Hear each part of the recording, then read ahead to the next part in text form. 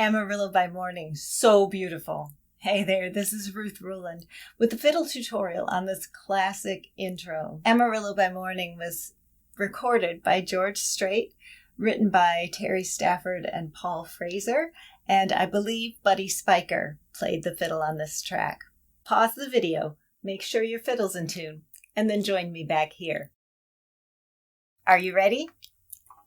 So this is the melody of the intro as I see it, as I hear it.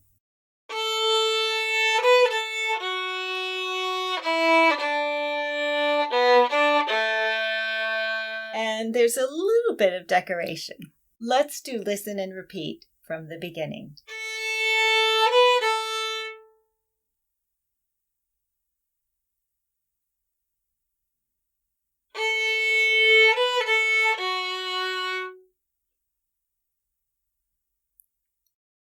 Now we'll decorate it.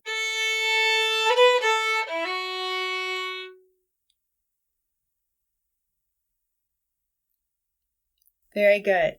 Now, to play that grace note, it's called a grace note when you play a short note, the decorative note, right before the main note. In this case, the first finger played the grace note. In fiddle music, especially country fiddle music, this isn't necessarily the case for Celtic music, but in country music, we want to land very softly with the main note finger, as opposed to more of a crisp landing, which you might find in classical or Celtic music. So, soft landings. This is a roll off. Put all three fingers on and then pull them off one by one.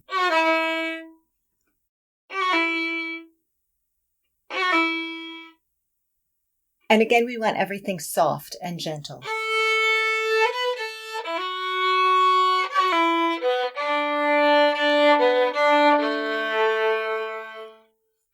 Just the first part.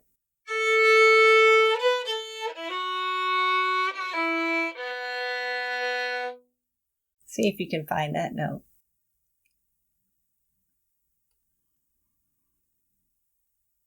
And that's probably going to be an up bow, that low note.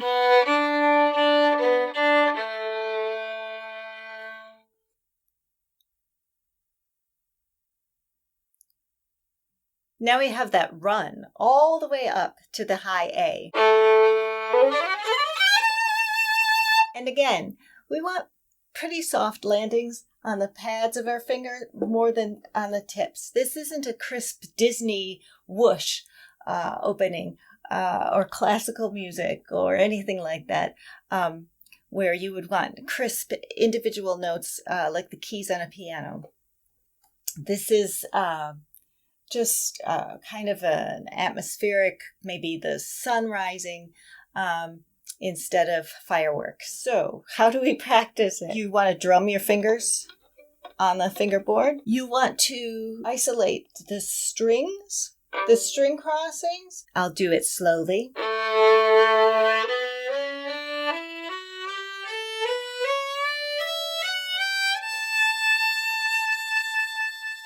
You might be tempted to do it in more than one bow, but it's important if you're doing the run, when you do it up to speed, if you intend to do it all in one bow, it's important when you're practicing string crossings to also do it all in one bow. We have to figure out what strings they were. So it started on G. Da, da, da, da, da, da, da, da, da. Okay.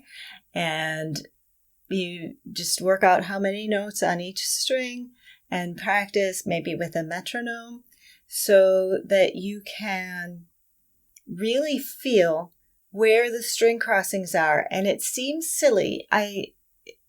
You think you would know where they would be, but it's important to get the feel of it. Let's do it together.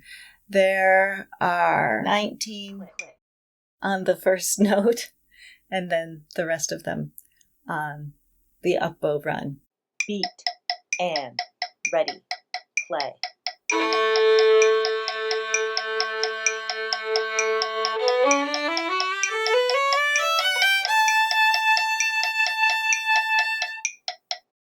Beat. One more time. Ready, play.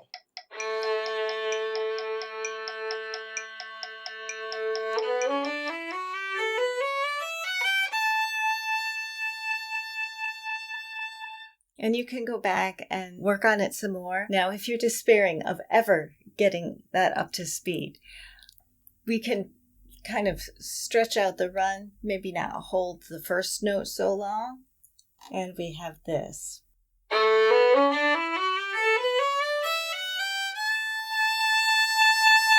So up to tempo, that would be...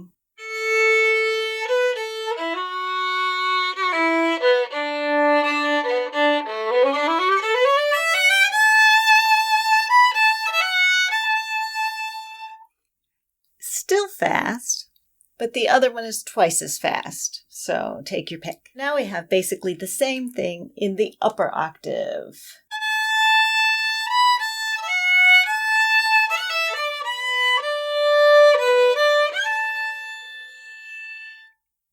Let me just show you the ending where I go from here to the whistle spot.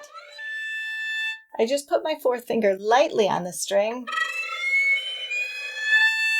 and stop when I get a clear sound.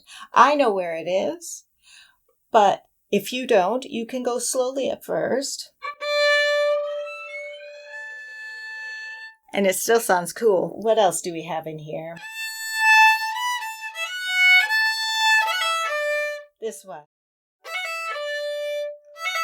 You just tap the E string with your first finger. And then go straight to the D.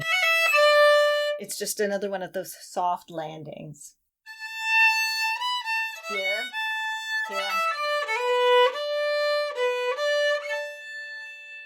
That's it. That's the entire intro. Let's play it together. I'm going to do the stretched out run, the slower one.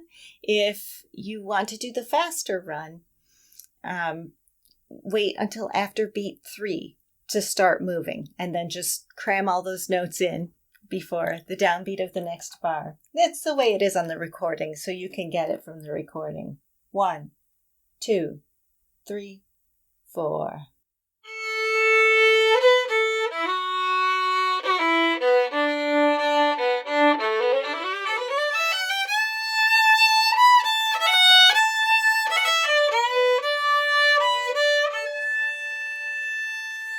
And that's all there is to it. I'm going to play the fiddle outro to take us out today. In the outro, there is an echo of a second violin comes in and plays at a certain point.